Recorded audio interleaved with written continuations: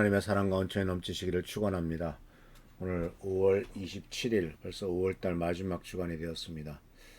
하나님의 돌보심으로 매일매일 승리하는 우리 성도님들 되기를 바랍니다.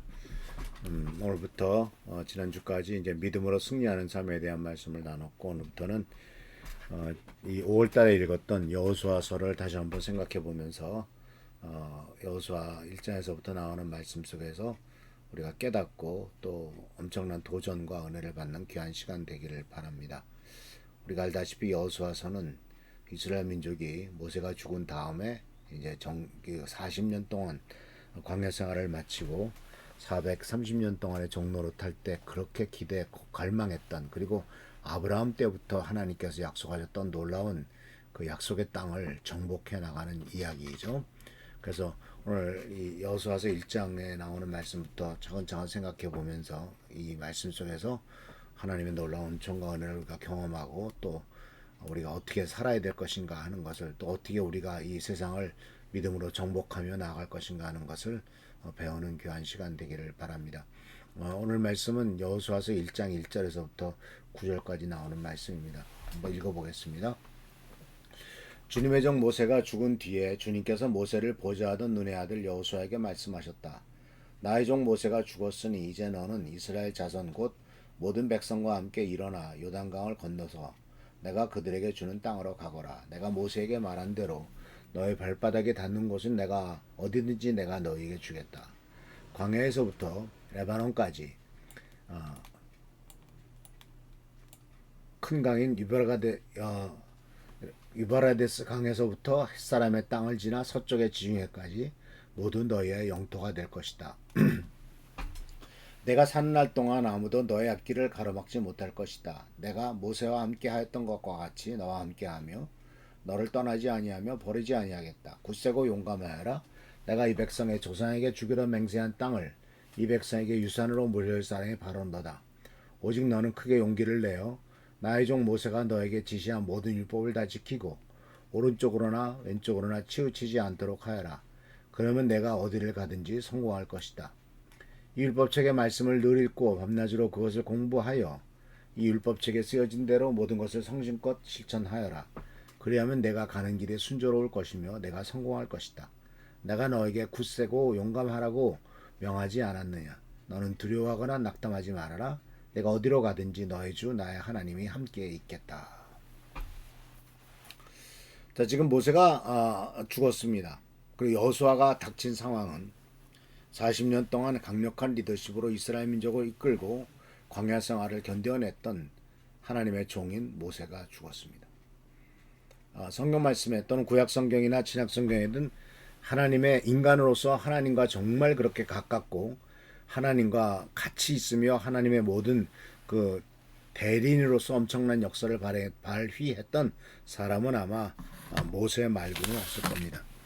모세는 무려 40년 동안이나 되는 기간을 이스라엘 민족을 광야에서 인도를 했고, 40년 동안에 바로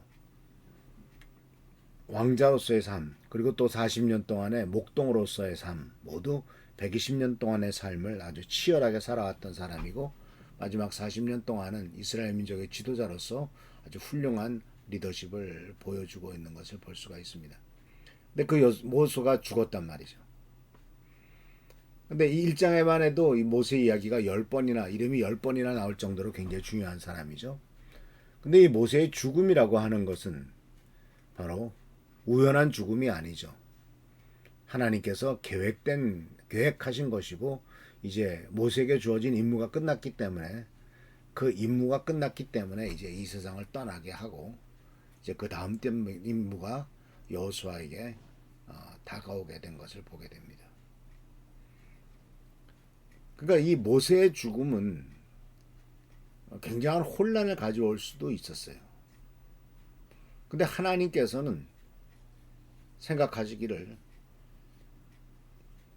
광야에서 필요했던 리더십과 이제 정작 요단강을 건너서 정복 전쟁을 벌이고 전쟁에 나가야 될 이러한 시대의 리더십은 다르더라 하는 사실을 알고 계신 것이죠.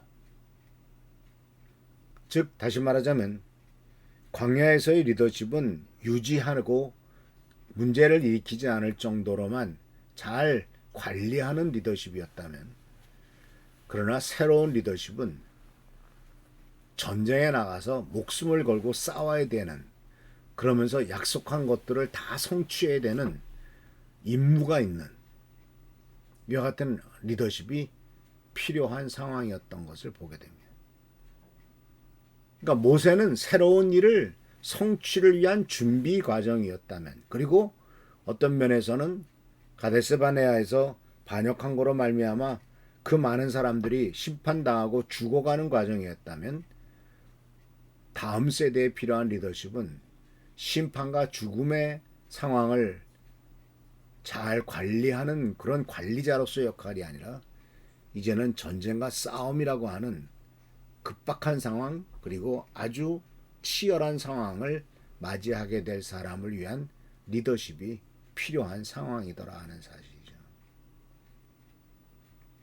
그래서 40년 동안의 모세의 다스림으로 가지고는 이제 안 되고, 젊은 피, 소위 말하는 전쟁에 나가서 칼을 들고 싸워야 되니까 젊은 피가 필요했었고, 정말 준비된 리더가 필요했었던 것을 볼 수가 있습니다. 모세도 훌륭한 리더였지만, 그러나 그가 쓰임 받았을 시대와 여호수아가 하나님 앞에 쓰임 받을 시대는 또 다른 시대고 또 다른 리더십이 필요했다 하는 사실들을 우리가 먼저 생각해 볼 필요가 있죠. 그래서 이제 여호수아 앞에 놓인 것은 새로운 일의 성취입니다. 그래서 우리들 스스로 한번 생각해 봐야 됩니다. 나는 지금 어떤 상황인가? 모세처럼 그냥 계속 과거의 것들을 유지해 나가고, 또는 과거의 잘못을 용서받고 심판받으러 나가는 그런 상황인가? 아니면 여호수아처럼 하나님께서 약속하셨던 그 약속의 땅을 정복하러 나가야 되는, 그렇지만 정복의 기쁨이 있고 승리의 기쁨이 있는 상황인가 하는 것을 생각해 볼 필요가 있다는 사실이죠. 하나님께서는 이런 시대 저런 시대가 있지만, 그러나 지금 이 시간 우리들에게 주님께서 우리들에게 주는 것은 죄짓고 심판받아서 광야에서 죽어 자빠지는 그런 시대에 필요한 사람이 아니라, 비록 싸움을 하기 위해 전쟁을 해야 돼서 피를 흘릴 수도 있고 죽을 수도 있고 고통당할 수도 있지만, 그러나 미래를 위해서 싸우고 미래를 위해서 정복해 나가는 이러한 존재들이 필요한 시대가 아닌가 하는 것을 우리들을 생각해 보게 됩니다.